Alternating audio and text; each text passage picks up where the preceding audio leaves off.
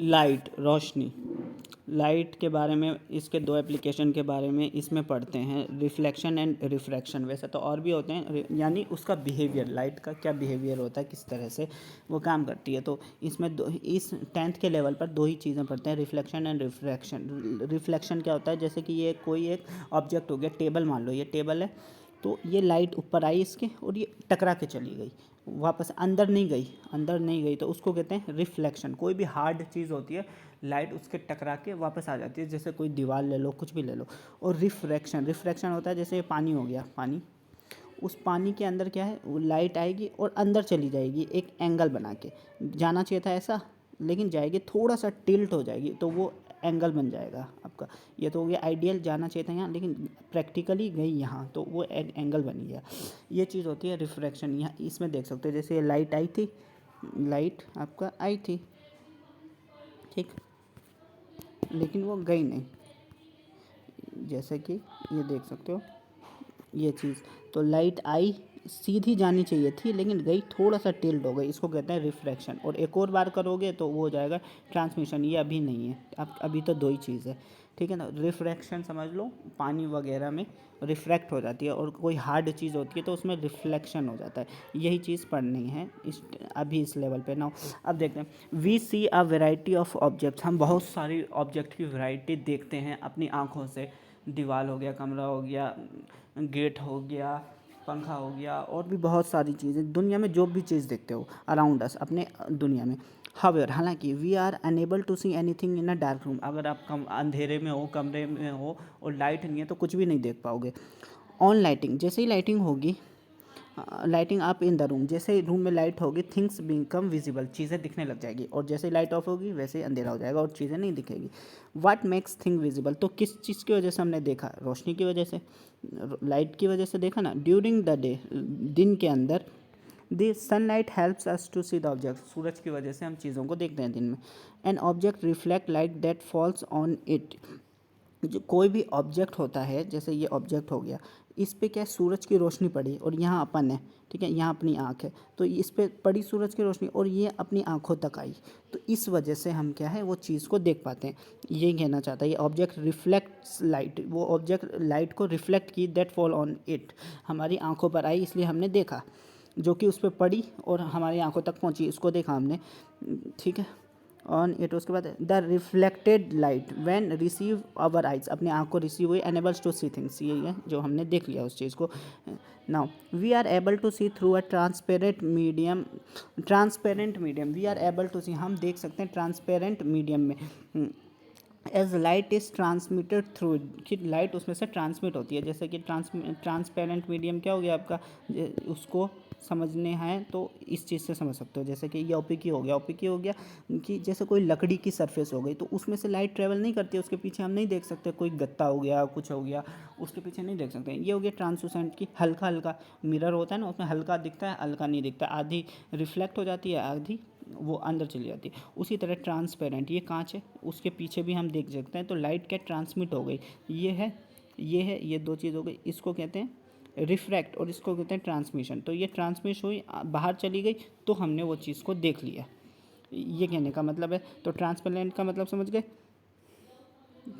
तो transparent medium, we see the transparent medium of light as light transmitted through it, किसी भी चीज़ से जो ट्रांसमिटेड होती है वो हम देख लेते हैं। सबसे बेहतरीन मिसाल है मिरर की, आईने की लाइट क्या है आपकी, रिफ्लेक्ट हो गई, तो आप आईने में अपनी शक्ल देख लेते हो, यही कहना चाहता है।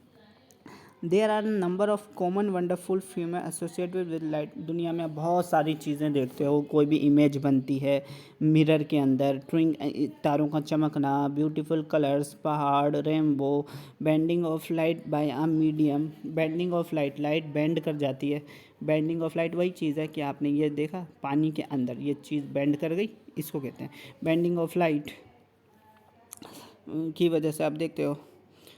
ये the study of the properties of light helps to explore them, property of light की प्रॉपर्टीज़, जैसे दो प्रॉपर्टी हमने पढ़ी अभी, ये रिफ्लेक्शन एंड रिफ्रैक्शन, ये प्रॉपर्टी होती है, और भी होती है। तो इन सब चीज़ों को पढ़ने से हमको क्या होता है, वे में ऑब्जर्विंग वी एक्सप्लोर, हम चीज़ों को एक्सप्लोर करते हैं, जैसे कि हमने टेलीस्कोप बना लिया और क्या बना लिया, माइक्रोस्कोप बना लिया, इन चीज़ों को पढ़ के ही तो बनाया, जिससे हमको कितनी मदद मिली। और by observing common optical phenomena around us, यानी हमने कॉमन फिनोमिना का हमने चीज़ों को जान लिया कि कॉमन चीज़ें कैसे करती है। एक लाइट स्ट्रेट ट्रेवल करती है तो हमने देख लिया लाइट स्ट्रेट करती है, तो उस लॉ से हमने क्या टेलीस्कोप बना लिए, ये कहना चाहता है।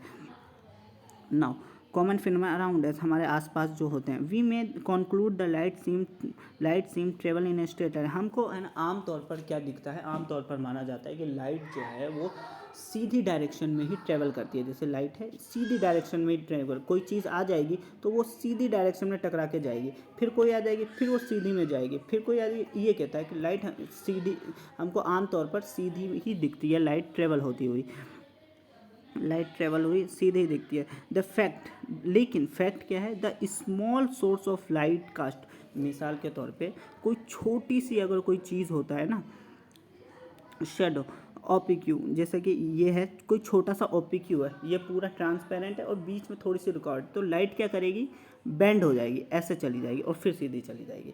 ये प्रॉपर्टी भी होती है लाइट में, ये कहना चाहता है। Object then point to this straight path line usually indicated as a ray of light, इसको कहते हैं रे ऑफ लाइट। ये होती है आपके, ये होगी ना, ये रे ऑफ लाइट होगी, ये ओपीक्यू आ गया ना, ये तो ये हो गया रे ऑफ लाइट। रे ऑफ लाइट इसको हम रे ऑफ लाइट से पढ़ते हैं, इसको कहते हैं रे ऑफ लाइट, ये चीज़ होती है। Now straight path of light, ये स्ट्रेट पाथ होती है रे ऑफ लाइट। नाउ ये आपने जान लिया।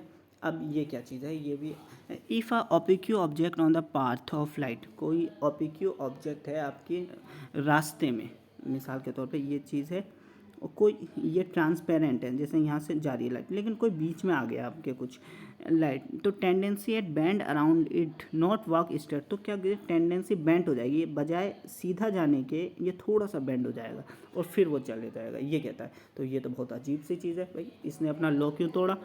This effect is known a diffraction of light, इसको कहते हैं diffraction of light. Then straight line treatment optics using ray fall, तो ये लॉ को क्या है, तोड़ देता है। To explain this phenomena such deflection light through a wave, तो इससे हमको एक चीज़ पता चलती है कि लाइट सिर्फ पार्टिकल नेचर की नहीं होती है, वेव नेचर की भी होती है, वेव नेचर की। ये सब हाई लेवल की है, आपके लेवल का है ही नहीं, लेकिन बुक में दे रखा है तो बताना पड़ेगा। And detail you study with higher class में पढ़ते रहोगे। Again we become 20th century, 20वीं सदी में, it becomes known as theory of light, जो आइंस्टीन ने दी थी। ऑफन बिकम अक्सर adequate treatment of interaction of light with matter, light often behave somewhat like a particle, light particle की तरह बिहेव करती है, जैसे कि ये हो गया, ये बिहेव करती है। अब कोई बोले कि भाई लाइट वेव नेचर की फॉर्म करती है, जैसे कि आपका समुद्र में पानी डालो तो ये वेव हो गया ना, ये वेव इस तरह से भी बिहेव करती है लाइट। इसकी मिसाल ये है, जैसे कि ये दो छोटे छोटे थे, अब लाइट को जाना चाहिए था सिर्फ इधर इधर, ये तो सीधा, लेकिन लाइट फैल कैसे गई भाई, तो ये चीज़ है लाइट। तो इसका क्या कॉन्क्लूजन निकला, लाइट वेव नेचर की भी होती है, इस ये कहना चाहता है ये पूरा। कन्फ्यूज़न द, तो इस चीज़ से कन्फ्यूज़न हुई लोगों को कि ये लॉ क्यों तोड़ रहा है। द नेचर कंडक्ट्स रे मॉडर्न क्वांटम, इसी से फिर क्वांटम थ्योरी ने उसका जवाब दे दिया हमको कि क्यों तोड़ते हैं। इसका जवाब था कि रे जो है new theory particle property light with wave nature, light wave nature की भी होती है और पार्टिकल नेचर की भी होती है। इससे हमारा कंक्लूजन निकला। ये सारी चीज़ें क्या है आपके हायर लेवल में पढ़ोगे, 11th से शुरू होगा, 12th और आगे लेवल का।